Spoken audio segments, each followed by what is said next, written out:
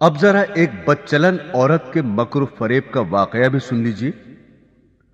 بنی اسرائیل کے یہاں ایک پہاڑ تھا جسے وہ بڑی عظمت والا سمجھتے تھے اور اس کی بڑی عظمت و توقیر کرتے تھے، اور اگر کسی بات کا فیصلہ کرتے وقت قسم کھانے کی نوبت آتی تو اس پہاڑ پر چڑھ کر قسم کھاتے اور اسے وہ سچا سمجھ لیتے۔ اس شہر میں ایک خوبصورت عورت تھی جس کا ایک نوجوان سے ناجائز تعلق ہو گیا۔ عورت نے اس کو اپنے مکان میں بلانا شروع کر دیا۔ شوہر کو شبہ پیدا ہو گیا۔ بیوی سے کہا کہ مجھے شبہ ہے کہ میری غیر حاضری میں کوئی تمہارے پاس آتا ہے۔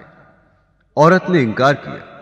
شوہر نے کہا اگر تو سچی ہے تو پہاڑ پر چڑھ کر قسم کھا لے کہ تیرا کسی سے ناجائز تعلق نہیں ہے۔ عورت نے کہا ہاں، میں کل پہاڑ پر چل کر قسم کھانے کو تیار ہوں۔ ادھر اس نے اپنے آشنا سے کسی طرح چھپ کر یہ کہہ دیا کہ کل تم پہاڑ کے نیچے ایک گدھا لے کر کھڑے رہنا، میں اور میرا شوہر پہاڑ پر چڑھنے کے لیے وہاں آئیں گے، اور میں شوہر سے کہوں گی کہ پہاڑ پر چڑھتے ہوئے میں تھک جاؤں گی، اس بہانے تمہارا گدھا کرائے پر لے کر میں اس پر سوار ہو کر پہاڑ پر چڑھوں گی۔ تم گدھے والے کے بھیس میں وہاں موجود رہنا اور گدھے پر مجھے سوار کر کے میرے ساتھ ساتھ چلنا۔ چنانچہ جب دوسرے روز میاں بیوی پہاڑ پر چڑھنے کے لیے گھر سے نکلے اور چلتے چلتے پہاڑ کے پاس پہنچے تو وہاں اس کا آشنا گدھے والے کے بھیس میں گدھا لیے کھڑا ہوا تھا۔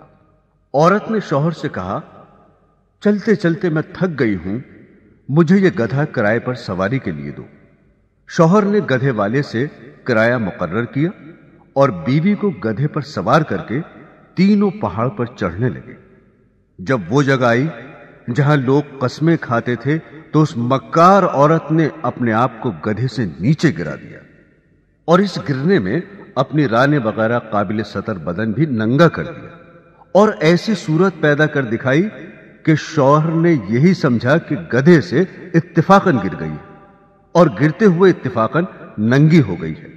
وہ جھٹ اٹھی اور اپنا لباس درست کر کے پہاڑ کی قسم کھانے والی جگہ پر کھڑی ہو کر کہنے لگی میں قسم کھاتی ہوں میرے ننگے بدن کو آج تک تمہارے سوا اور اس گدھے والے کے سوا اور کسی نے نہیں دیکھا۔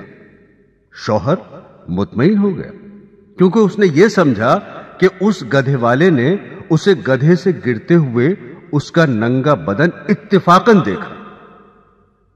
تو دیکھا آپ نے، عورت جب مکر و فریب پر آ جائے تو ایسی چالاکیاں دکھا کر شوہر کو بے وقوف بنا دیتی ہے، لیکن یہ پتہ نہیں کہ آج یہ گناہ کسی مکر و فریب سے چھپا بھی لیا اور کسی کو پتہ بھی نہ چلا تو کل قیامت میں یہ بات نہیں چھپے گی، اس لیے کہ اللہ کو سب کچھ معلوم ہے۔ اللہ سے کوئی کام چھپا ہوا نہیں، دنیا والوں سے چھپ سکتا ہے لیکن اللہ تعالی سے نہیں چھپ سکتا، اور اللہ کے نبی صلی اللہ علیہ وسلم نے اس کا عذاب بتا دیا کہ ایسی عورت سینے کے بل جہنم کے اندر جلے گی۔